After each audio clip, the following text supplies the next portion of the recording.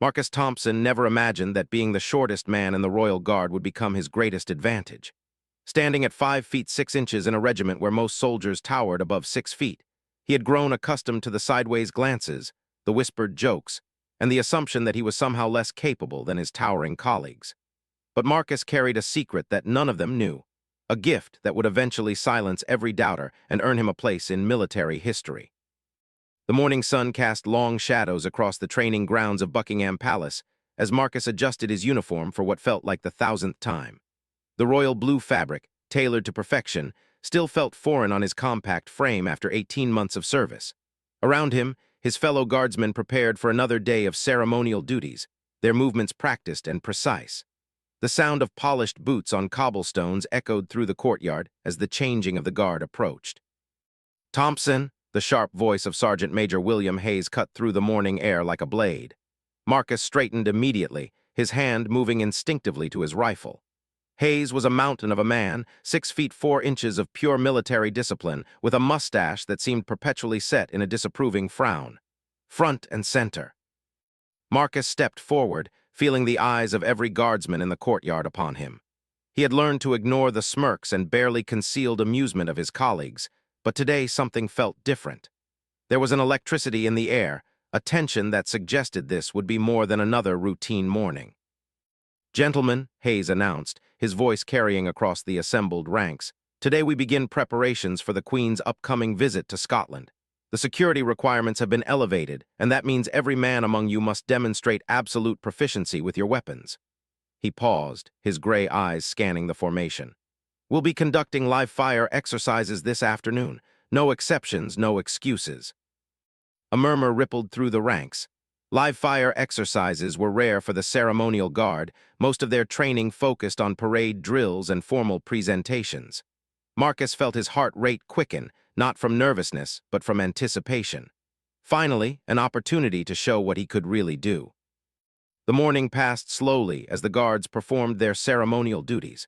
Tourists gathered behind the ornate iron gates, cameras clicking as they captured the famous red-coated sentries standing motionless at their posts. Marcus stood at attention for 2 hours, his mind wandering to the afternoon's exercises while his body remained perfectly still.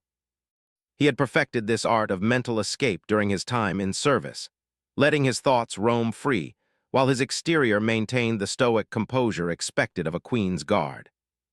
During his break, Marcus retreated to the small armory where the guards maintained their weapons.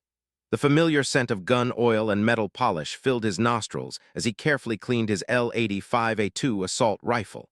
Unlike his ceremonial rifle with its fixed bayonet, this weapon was built for real combat.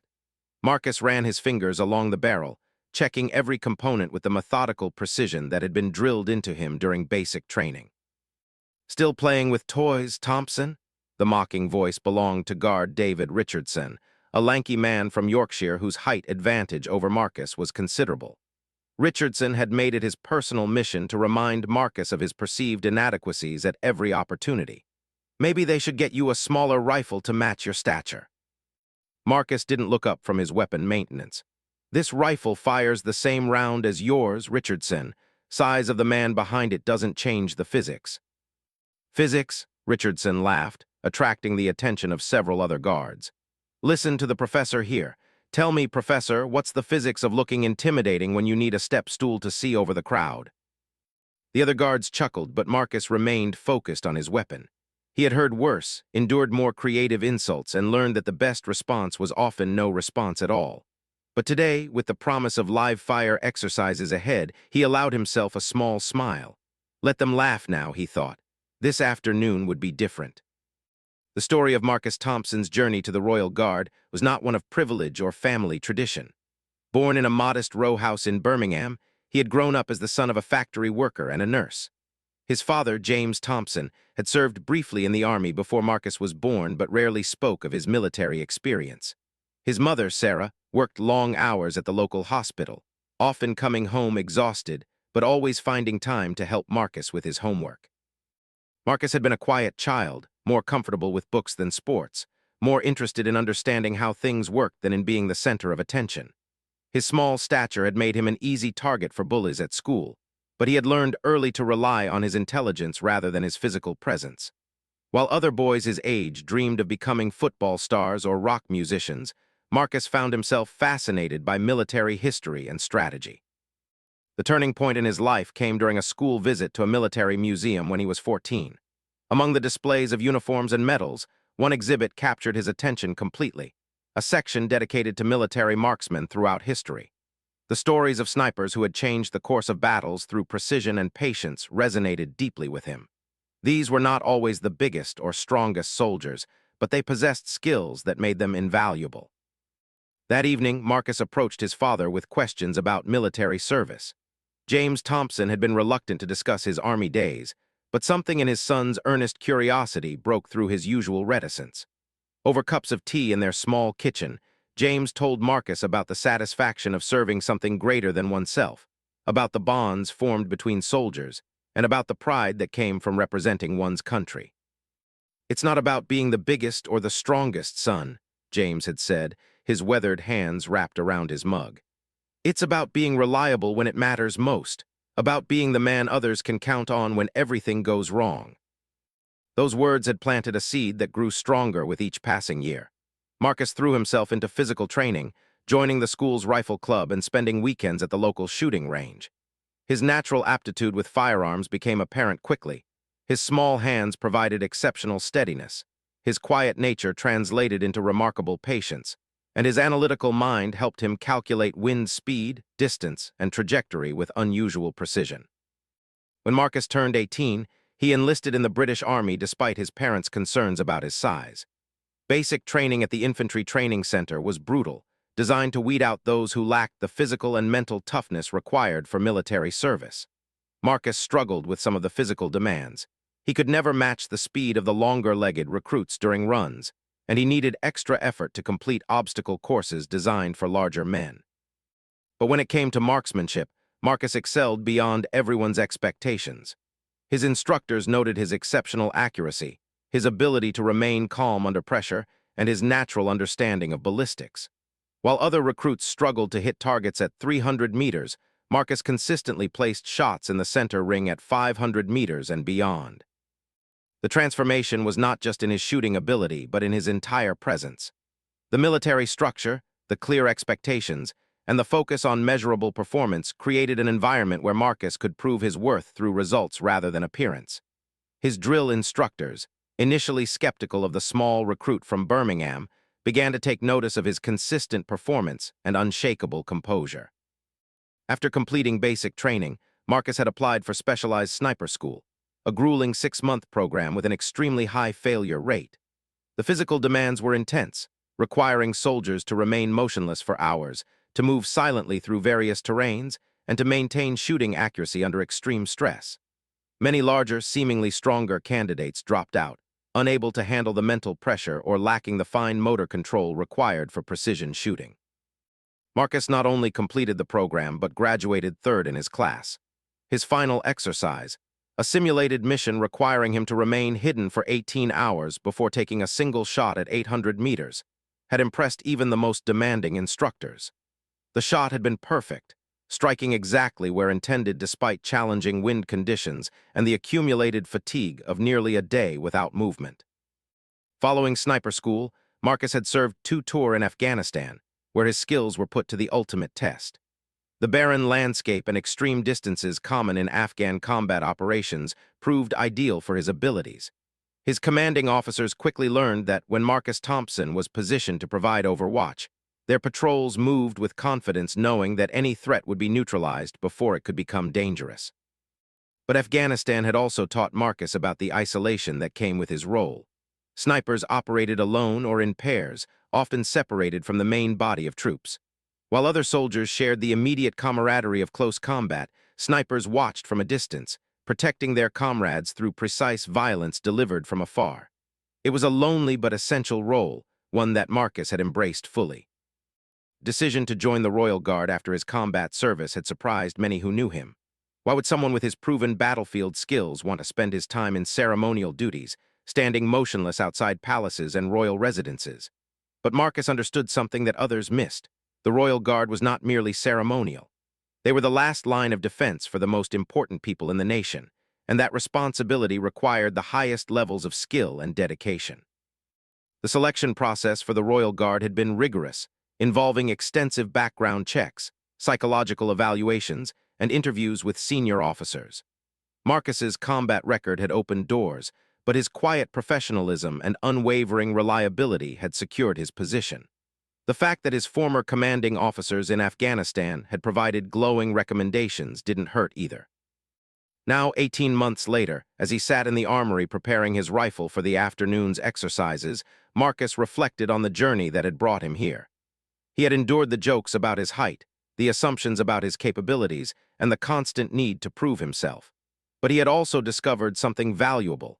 His difference was not a weakness to be overcome, but a strength to be leveraged. As the lunch hour approached, Marcus completed his weapon maintenance and secured his rifle in its designated position. The afternoon would bring the live-fire exercises, and with them, perhaps the first real opportunity to show his fellow guards what he was truly capable of.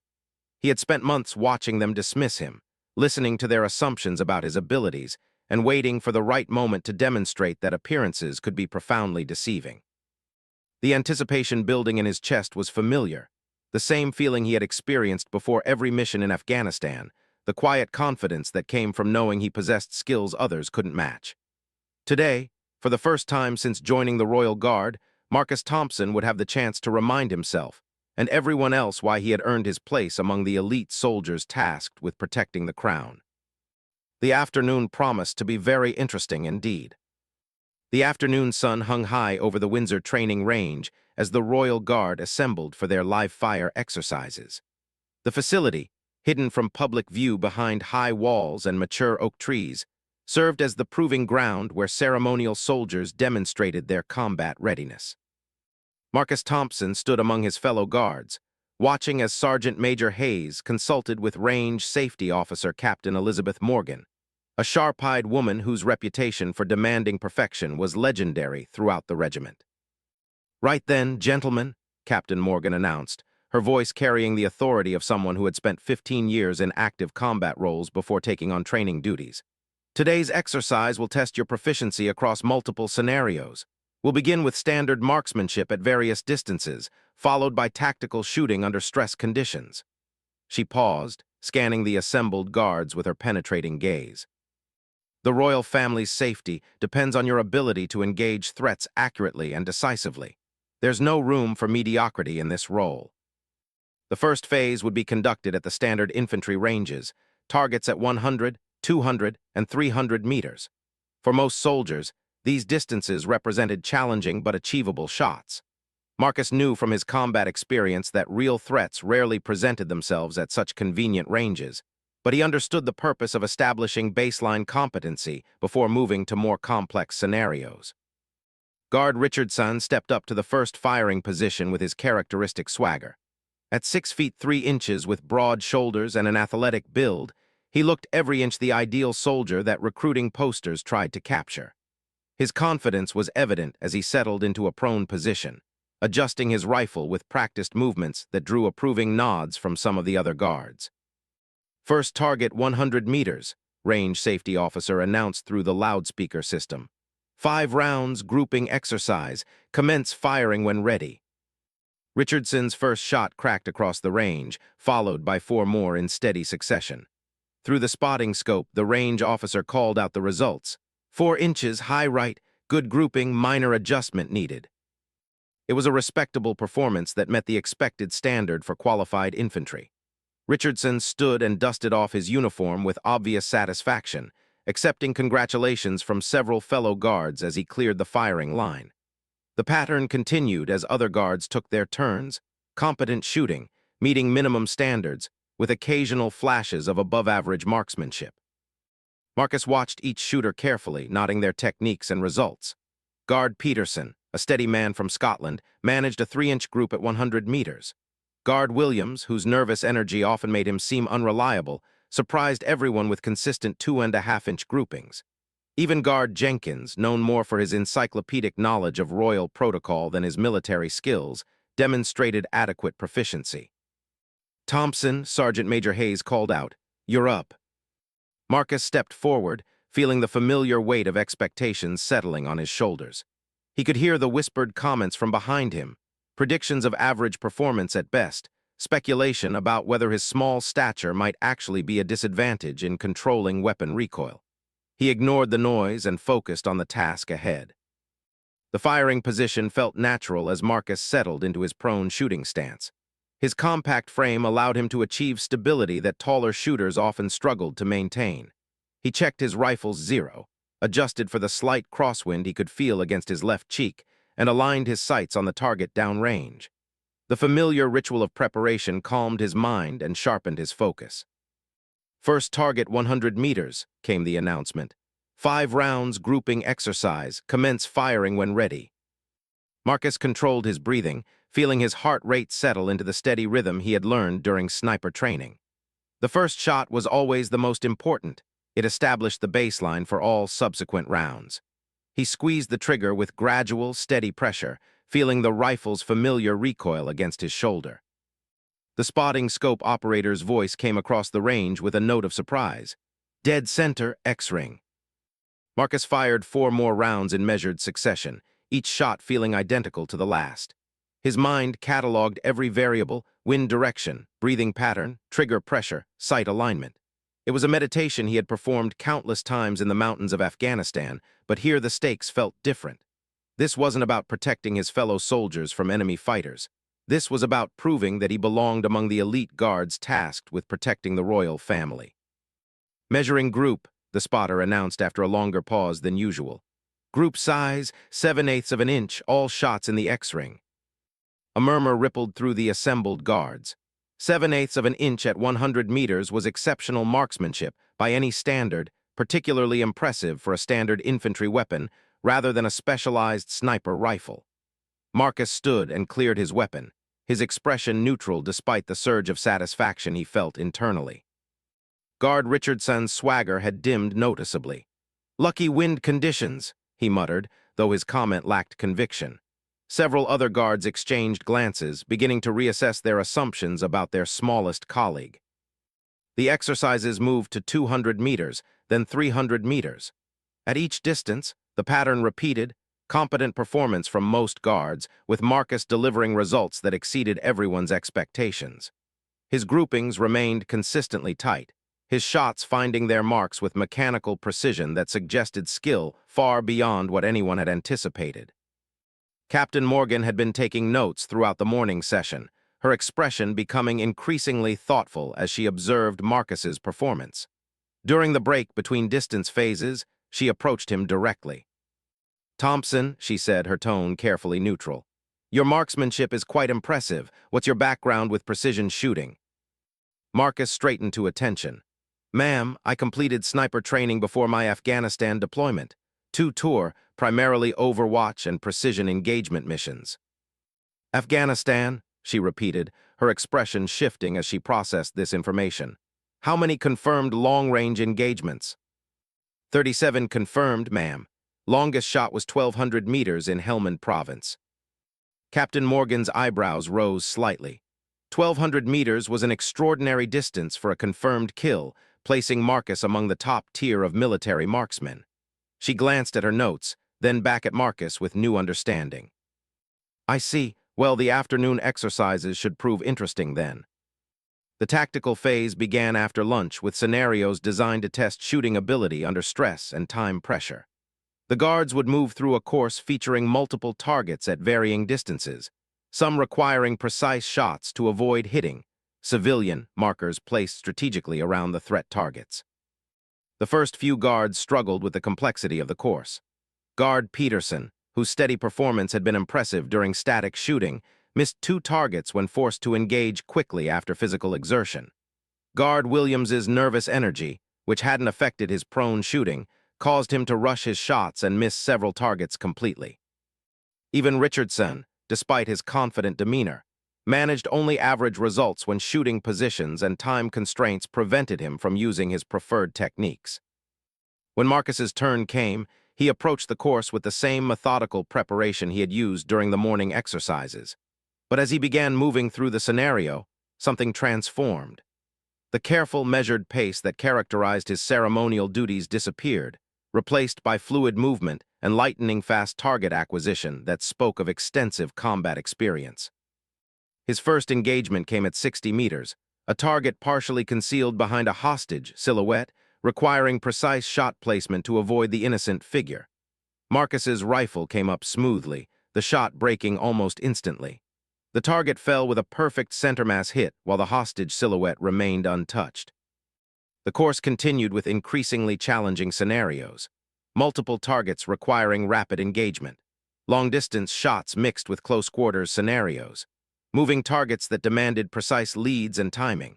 Through it all, Marcus moved with a confidence and competence that transformed him from the overlooked guardsman his colleagues thought they knew into something entirely different. "Target down 70 meters, moving left to right," the range safety officer announced.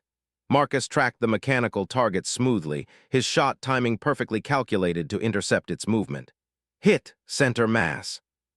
The watching guards had fallen silent, their earlier casual interest replaced by focused attention.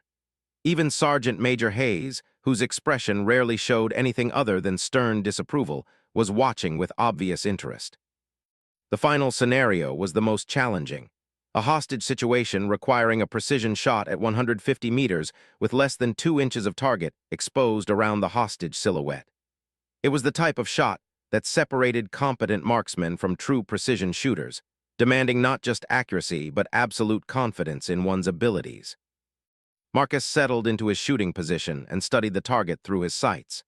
The exposed area was minimal, a shot placement that would require perfect execution with zero margin for error. In a real situation, a miss could mean the difference between saving a life and causing a tragedy. He controlled his breathing and settled into the zone of perfect focus that had served him so well in Afghanistan. The world narrowed to the sight picture, the target, and the gradual pressure of his finger on the trigger. Time seemed suspended as every variable aligned in his mind: distance, wind, target size, bullet drop. The shot broke with textbook perfection. Through the spotting scope, the range officer confirmed what everyone suspected. Hit, perfect placement, threat neutralized, hostage safe. As Marcus cleared his weapon and stood, he became aware of the absolute silence that had settled over the training range. 30 pairs of eyes were fixed on him with expressions ranging from amazement to disbelief. These were seasoned soldiers, men who understood the difficulty of what they had just witnessed, and they recognized exceptional skill when they saw it. Captain Morgan approached him again, but this time her demeanor was entirely different. "Thompson, I need to review your service record immediately. That level of marksmanship suggests training and experience far beyond what we typically see in ceremonial guards." Marcus maintained his professional composure, but internally he felt a satisfaction that had been building for months. The jokes about his height, the assumptions about his capabilities, the constant need to prove himself, all of it seemed insignificant now.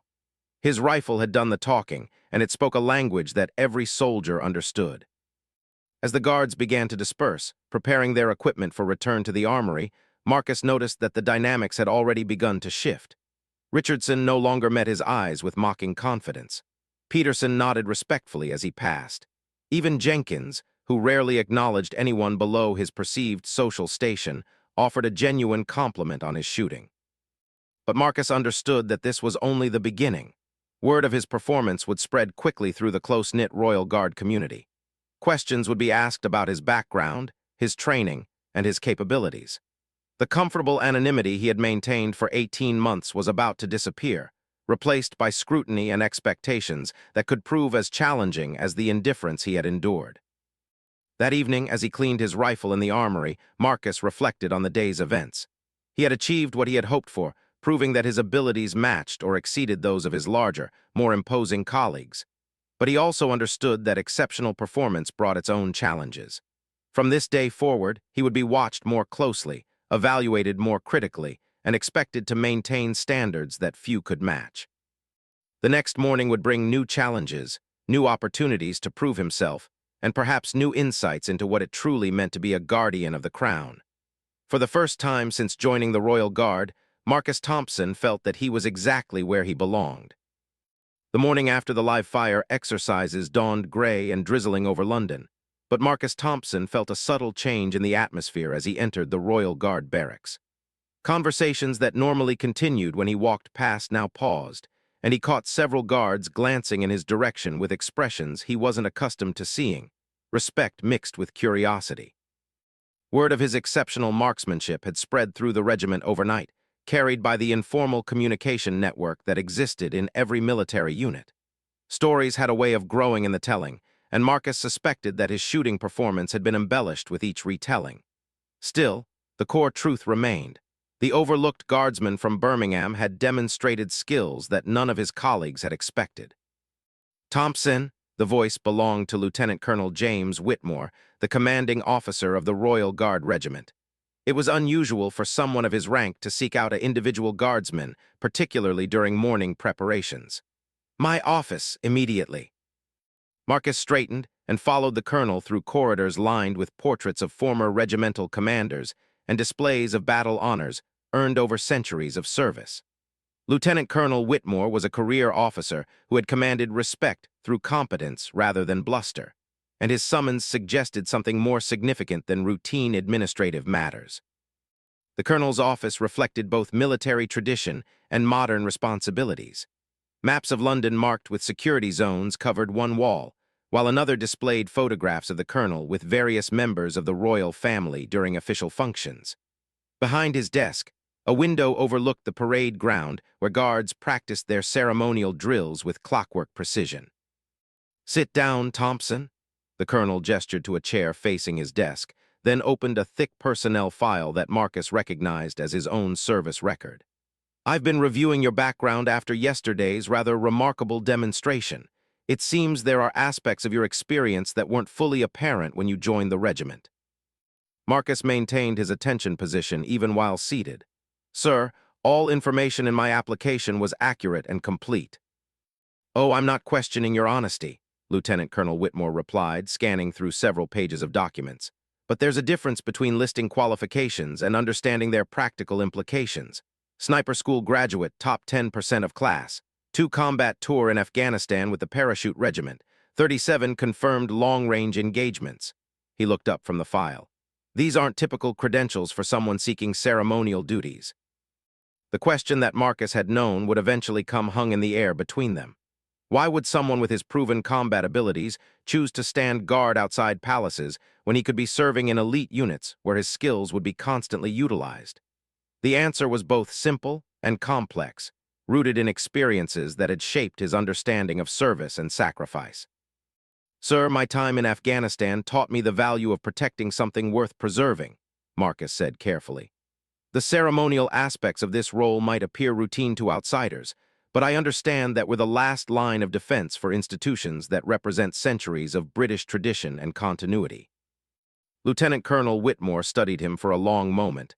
"That's a diplomatic answer, Thompson, but I suspect there's more to it than institutional loyalty." He leaned back in his chair. "Tell me about your last mission in Afghanistan." Marcus felt his jaw tighten involuntarily. His final deployment had ended differently than the others, with experiences that had influenced his decision to seek a different type of service.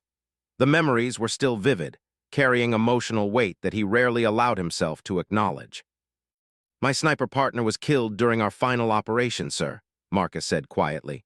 "Sergeant Danny Morrison from Manchester. We'd worked together for 8 months, and he was—" He paused, searching for words that could convey the complexity of battlefield friendships. "He was the closest friend I'd ever had. His death made me reconsider what kind of service I wanted to provide going forward." The colonel's expression softened slightly. "I'm sorry for your loss. Combat deaths affect everyone differently, and there's no shame in seeking a role where you can serve without the constant threat of losing fellow soldiers." Marcus nodded, grateful that the explanation seemed sufficient. The full truth was more complicated. Danny's death had been the result of intelligence failures and command decisions that had placed them in an impossible situation. The disillusionment that followed had made Marcus question whether he wanted to continue serving in roles where politicians' mistakes cost soldiers' lives. The Royal Guard offered a different type of service, protecting symbols of continuity rather than advancing questionable political objectives. "Your marksmanship skills are extraordinary," the colonel continued, returning to the matter at hand. "Captain Morgan's report describes shooting that exceeds the capabilities of most specialized snipers. We can't let that level of ability remain underutilized in purely ceremonial roles. Marcus felt a familiar tension building in his shoulders. Here it was, the inevitable attempt to redirect his service toward roles that would maximize his technical capabilities rather than respecting his personal choices. He had experienced similar conversations with superior officers throughout his military career, all of whom seemed to believe that exceptional skills came with obligations to use them in specific ways. "Sir, I'm content with my current duties and ready to serve wherever the regiment needs me," he replied diplomatically. "I'm sure you are," Lieutenant Colonel Whitmore said with a slight smile, "but circumstances may require us to expand your responsibilities whether you're seeking advancement or not." He pulled out another document from Marcus's file. "The Queen's visit to Scotland next month involves security challenges that require specialized capabilities. The Scottish Highlands present unique terrain and distance factors that could benefit from someone with your particular skills." The implication was clear. Marcus's exceptional marksmanship had moved him from the category of ceremonial guard to specialized asset, and with that reclassification came new expectations and responsibilities. He had wanted recognition for his abilities, but recognition always came with strings attached. "What specific role would you envision, sir?" Marcus asked, already suspecting the answer. "Overwatch positions during outdoor events. Long-range security assessment of elevated positions that could threaten the royal party. Essentially, you'd be providing the same type of protective coverage you delivered for patrol units in Afghanistan, but adapted to royal protection requirements." Marcus considered this carefully. Royal protection details were among the most prestigious assignments available to military personnel, carrying both professional advancement opportunities and significant personal responsibility. A mistake in Afghanistan might cost soldiers' lives, but a failure in royal protection could have national and international consequences. "I'd be honored to serve in whatever capacity you believe would best protect Her Majesty," he said finally. The colonel nodded approvingly. "Good man. You'll be working with Detective Inspector Sarah Collins from the Metropolitan Police's Specialist Protection Unit. She coordinates all security for royal visits and has specifically requested someone with your qualifications after reviewing Captain Morgan's report." Marcus felt his stomach tighten slightly. Working with civilian protection specialists would mean new protocols, different command structures, and scrutiny from professionals whose careers depended on preventing any threat to the royal family. The ceremonial guards operated within familiar military hierarchies, but royal protection involved multiple agencies with sometimes competing priorities and approaches. "When would this assignment begin, sir?" "Next week. You'll spend 3 days training with Inspector Collins's team, learning their procedures and familiarizing yourself with the specific security arrangements for the Scotland visit." The colonel closed Marcus's file and leaned forward. "Thompson, this is an opportunity to serve at the highest levels of royal protection. Your performance could open doors to permanent assignments with some of the most elite security units in the Commonwealth. Don't waste it." As Marcus left the colonel's office, he reflected on how quickly circumstances had changed. 24 hours earlier, he had been the overlooked guardsman enduring jokes about his height and capabilities. Now he was being fast-tracked into roles that most soldiers could only dream of accessing. The shooting demonstration that was meant to prove his competence had instead revealed abilities that would reshape his entire service trajectory. The remainder of the day passed in a blur of administrative preparations and briefings. Marcus was issued new identification cards, given access to classified briefing materials about royal protection protocols, and scheduled for meetings with security specialists he had never imagined he would encounter. Each step moved him further from the anonymous ceremonial service he had sought and closer to the high-stakes world of elite protection details. That evening, as he prepared his equipment for the next day's duties, Marcus received an unexpected visitor. Guard Richardson appeared at his bunk area, his usual swagger replaced by something approaching humility. "Thompson," Richardson began awkwardly, "I owe you an apology for the way I've been treating you. I made assumptions about your capabilities based on—" he gestured vaguely. "Well, based on stupid prejudices about size and appearance." Marcus looked up from his equipment maintenance. Richardson's acknowledgement was something he had hoped for but never expected to receive. Military hierarchies were notoriously resistant to admitting errors in judgment, particularly when those errors involved perceived weaknesses becoming obvious strengths. No harm done, Richardson. We're all here to serve the same mission. Still, Richardson persisted, I was wrong, and I wanted you to know that I recognize it. That shooting yesterday was extraordinary. I've been in the Army for 12 years, and I've never seen marksmanship like that outside of specialized sniper units. Marcus nodded acknowledgement but continued working on his rifle maintenance. Acceptance felt good, but he understood that relationships forged through demonstrations of superior capability were fundamentally different from those built on mutual respect and shared experience. Richardson's apology was genuine, but it was motivated by what Marcus could do rather than who he was. I heard you're being assigned to Royal Protection Details, Richardson continued.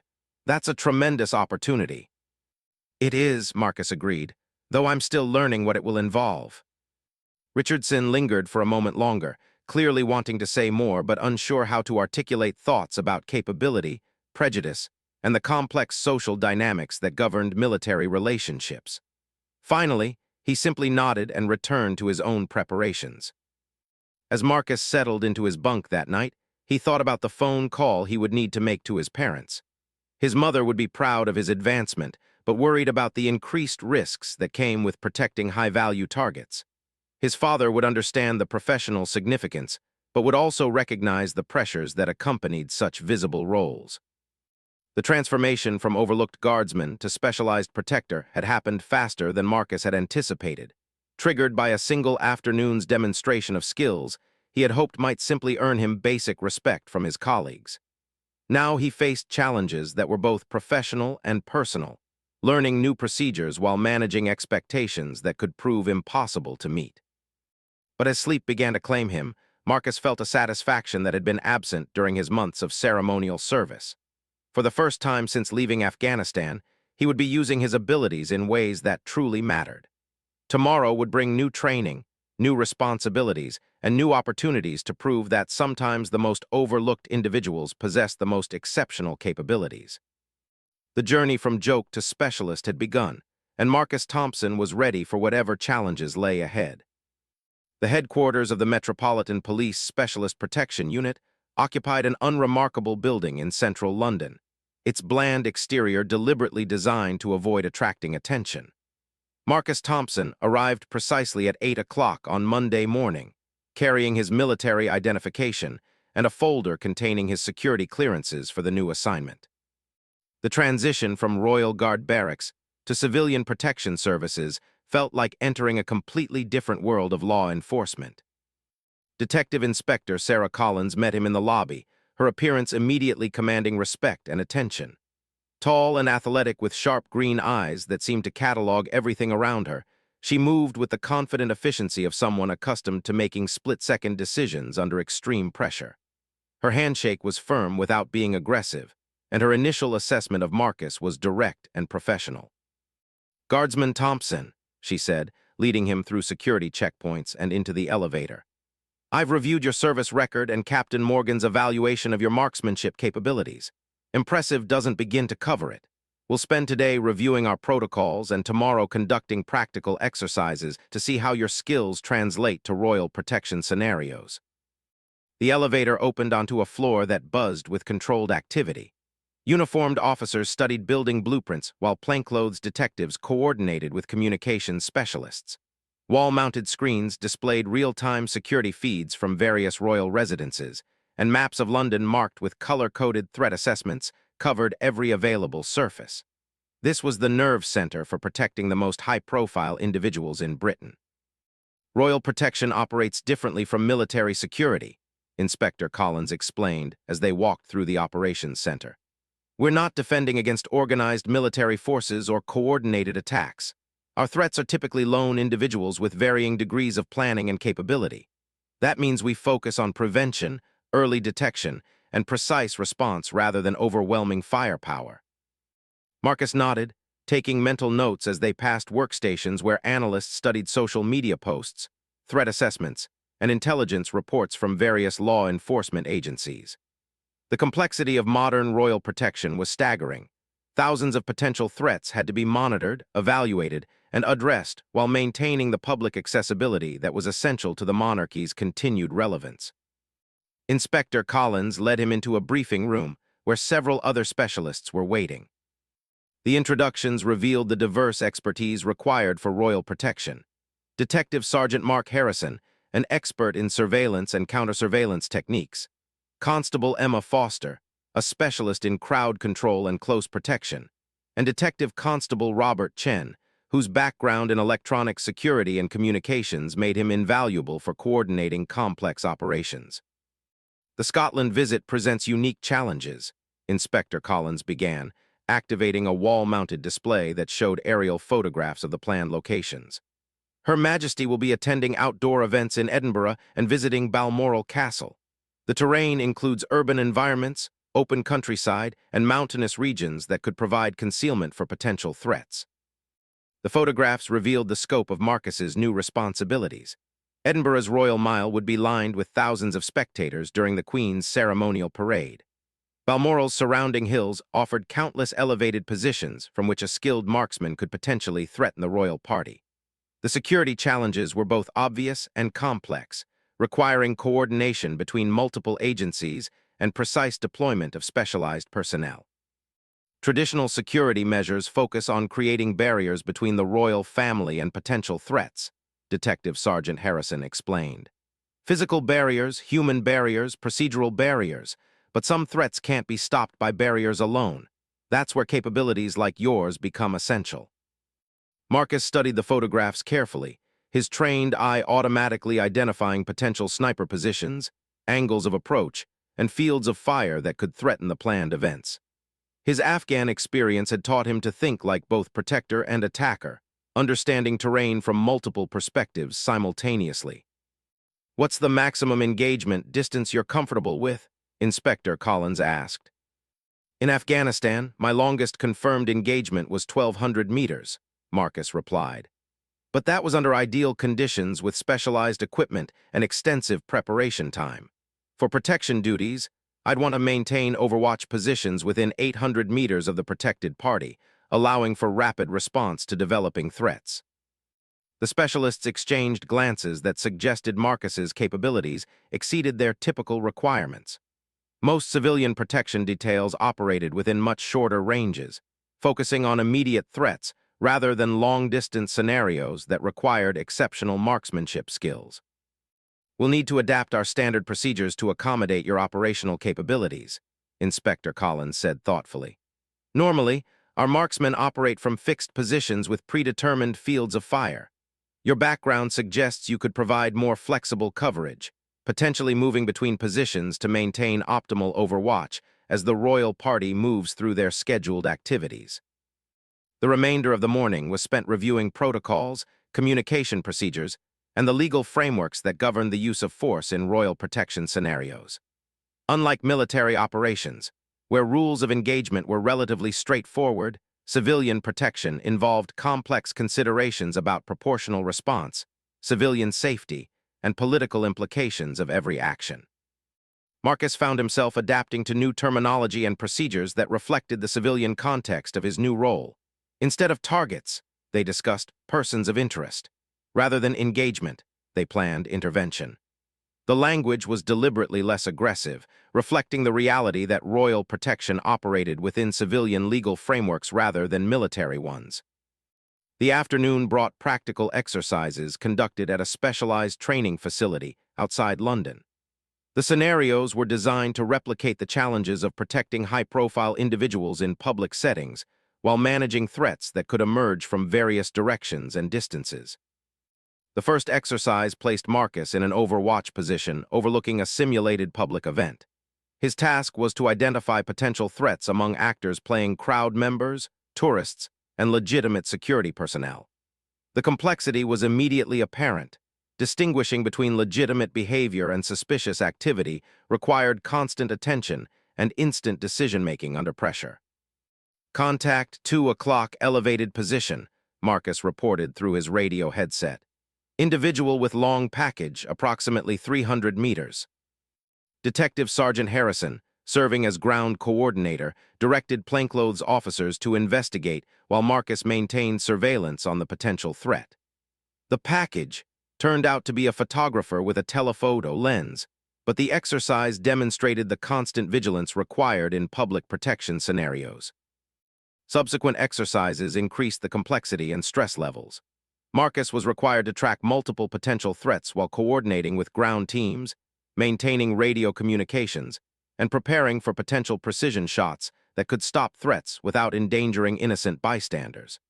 The mental demands were different from military operations, requiring sustained concentration over extended periods rather than the intense but brief engagements typical of combat. "Your tactical awareness is exceptional," Inspector Collins observed during a break between exercises. "But royal protection requires additional skills beyond marksmanship. You'll be working with civilian authorities, coordinating with multiple agencies, and operating under media scrutiny that military snipers never face." Marcus appreciated her directness. Military operations occurred away from public view, allowing for aggressive tactics and acceptable collateral damage that would be unthinkable in civilian protection roles. A missed shot that killed an innocent bystander would end careers and damage national institutions, making precision and restraint more important than speed or overwhelming force. The final exercise of the day simulated the most challenging scenario, a mobile threat requiring engagement during a royal parade. Marcus was positioned on a building overlooking a street where actors portraying the royal family would pass in an open vehicle. His task was to identify and neutralize a threat while the target vehicle was moving. Crowds were present, and media cameras were recording everything. The threat emerged as planned. An actor portraying an assassin appeared in a window across the street, aiming what appeared to be a rifle toward the royal vehicle.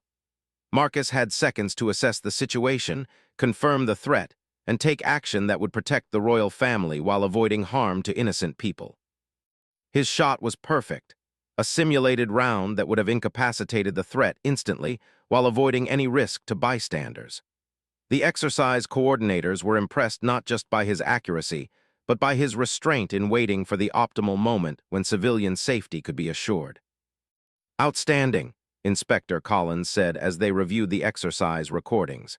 "Your patience under pressure is exactly what we need for high-stakes protection work. Many marksmen have the technical skills to make difficult shots, but few possess the judgment to know when not to shoot." That evening, as Marcus returned to his quarters, he reflected on the dramatic changes in his professional life. The training had been demanding but satisfying in ways that ceremonial duties could never match. For the first time since leaving Afghanistan, he was using his skills in scenarios where precision and expertise truly mattered. The phone call to his parents that night was easier than he had expected. His mother's concerns about danger were balanced by her pride in his advancement, while his father understood the significance of being selected for royal protection duties. Both seemed to recognize that their son had found a role that matched his capabilities with meaningful service. The next 2 days brought increasingly complex training scenarios that tested Marcus's ability to integrate with specialist protection teams. He learned to coordinate with helicopter crews providing aerial surveillance, worked with dog handlers who could detect explosive devices, and practiced with electronic specialists who monitored communications for potential threats. Each exercise revealed new aspects of modern protection work that went far beyond traditional military security. The technology was more sophisticated, the coordination more complex, and the stakes arguably higher than anything he had experienced in combat.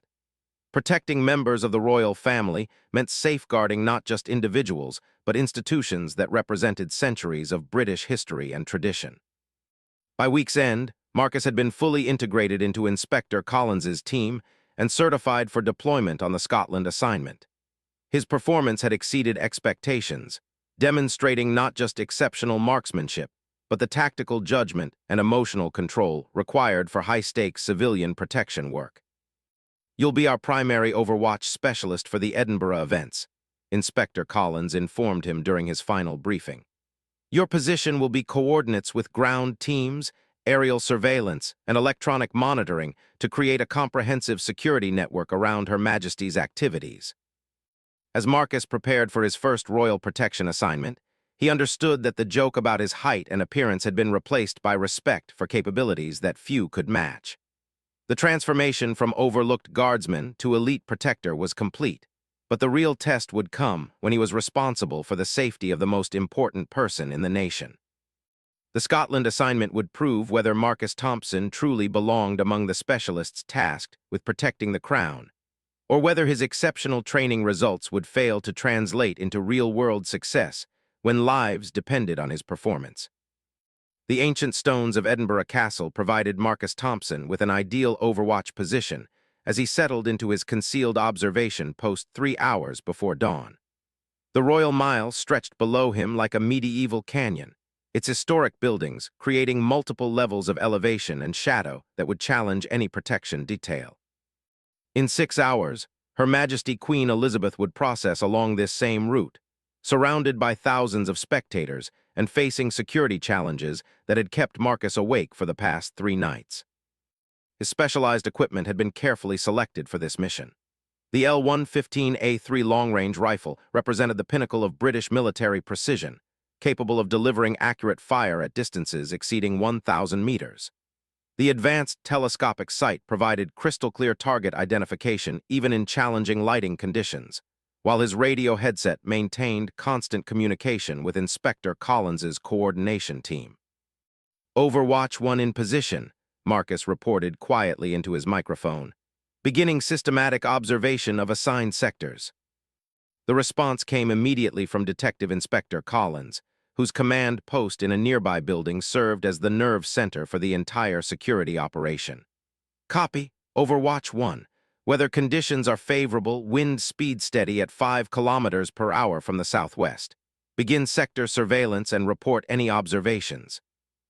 Marcus began the methodical process of scanning potential threat positions that his team had identified during weeks of planning.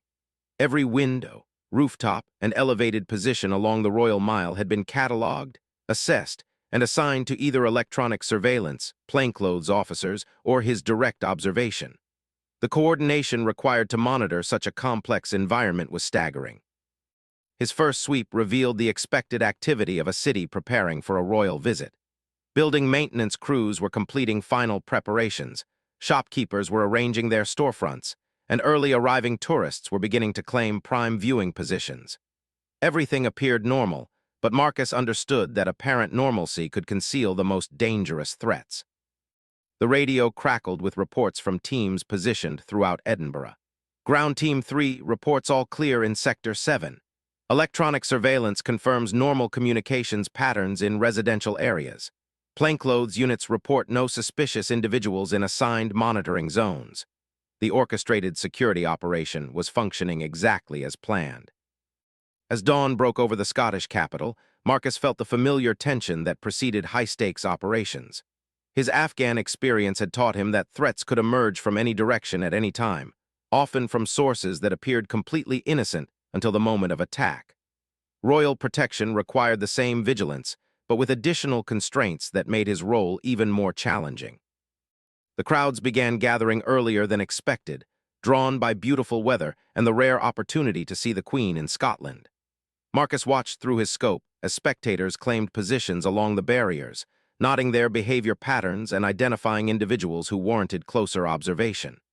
His training had taught him to recognize suspicious behavior, but distinguishing between nervous excitement and malicious intent required constant judgment calls.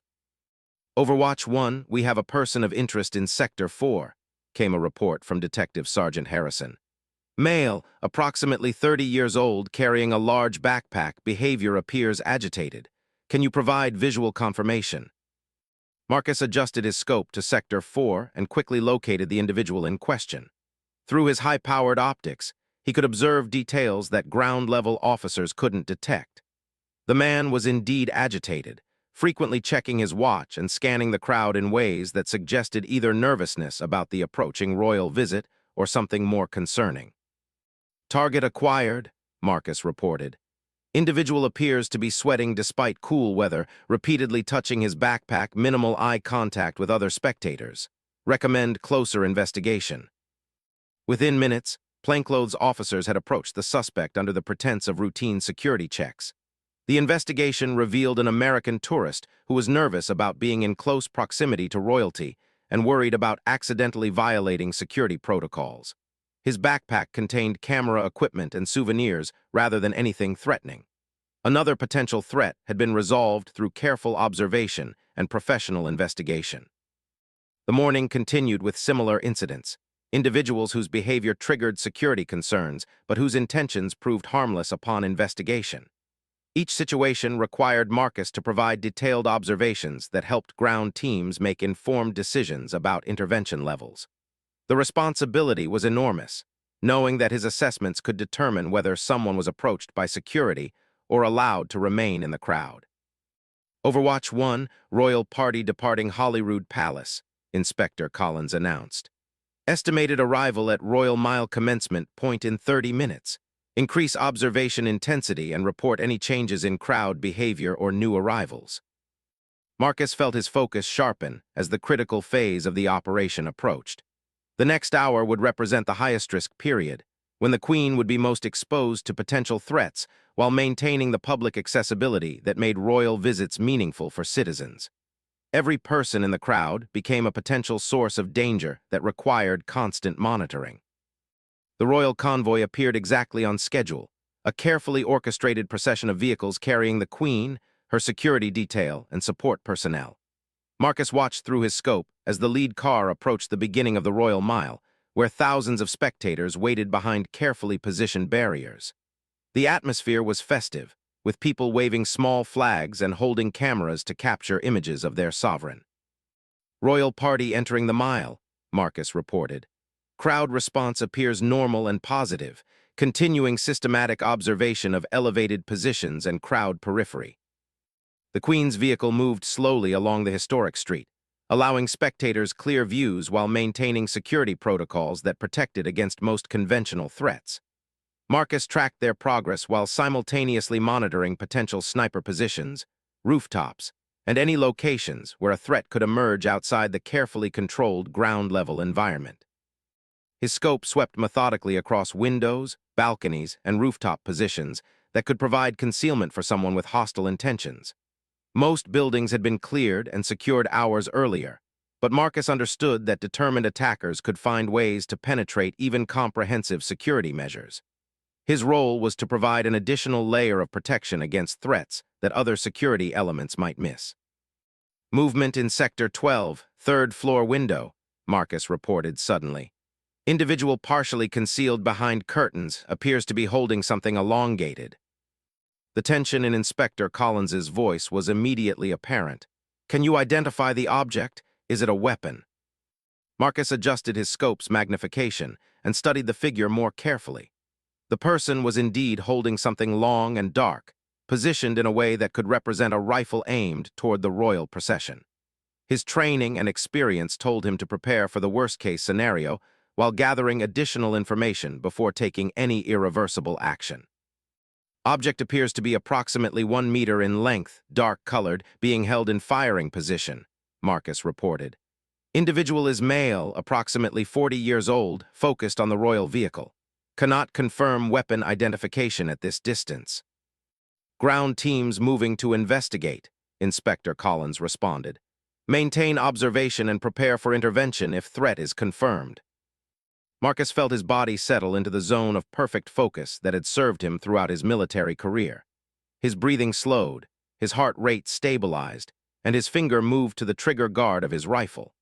If the object proved to be a weapon and the individual showed any signs of aggressive intent, Marcus would have perhaps 2 seconds to take action that could save the Queen's life. The plainclothes officers reached the building and began their approach to the 3rd floor. Through his radio, Marcus could hear their progress as they climbed stairs and moved through corridors toward the room where the potential threat was positioned.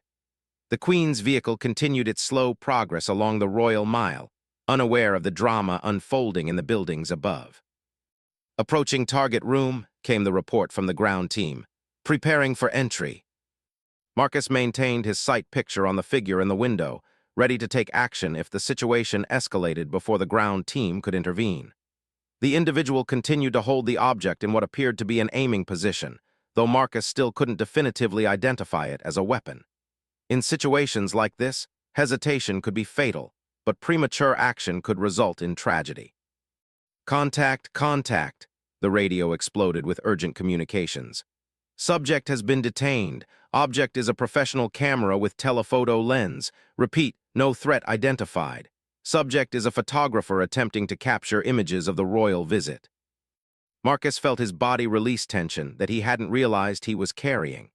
The potential threat had been another false alarm, resolved through careful investigation rather than violence. The photographer was a journalism student hopping to capture professional quality images of the Queen's visit, unaware that his positioning and equipment had triggered security concerns. Overwatch 1, stand down from alert status, Inspector Collins instructed.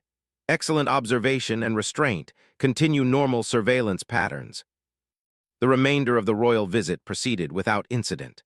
The Queen completed her procession along the Royal Mile, attended a ceremony at St. Giles Cathedral, and departed for Balmoral Castle exactly as scheduled.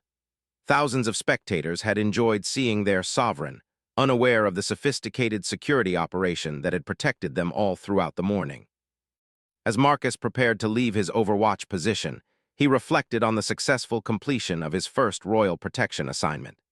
The operation had demonstrated that his military skills translated effectively to civilian protection work, but it had also revealed the unique pressures and responsibilities that came with protecting members of the royal family. Detective Inspector Collins's debriefing was thorough and positive. "Your performance exceeded expectations," she told Marcus as they reviewed the morning's events. "Your observations were precise, your assessments were professional, and your restraint under pressure was exactly what we need for high-stakes protection work." The commendation that followed would be added to Marcus's service record, marking his successful transition from ceremonial guard to specialized protection operative. But more importantly for Marcus, the assignment had proved to himself that he belonged among the elite specialists tasked with protecting the most important people in the nation. That evening, as he called his parents to report on his successful assignment, Marcus reflected on the journey that had brought him from being the overlooked guardsman enduring jokes about his height to becoming a trusted member of the Royal Protection Detail. The transformation had required proving his capabilities through performance rather than appearance, demonstrating that sometimes the most unexpected individuals possess the most exceptional abilities. The phone rang several times before his father answered. "Marcus, how did everything go today?"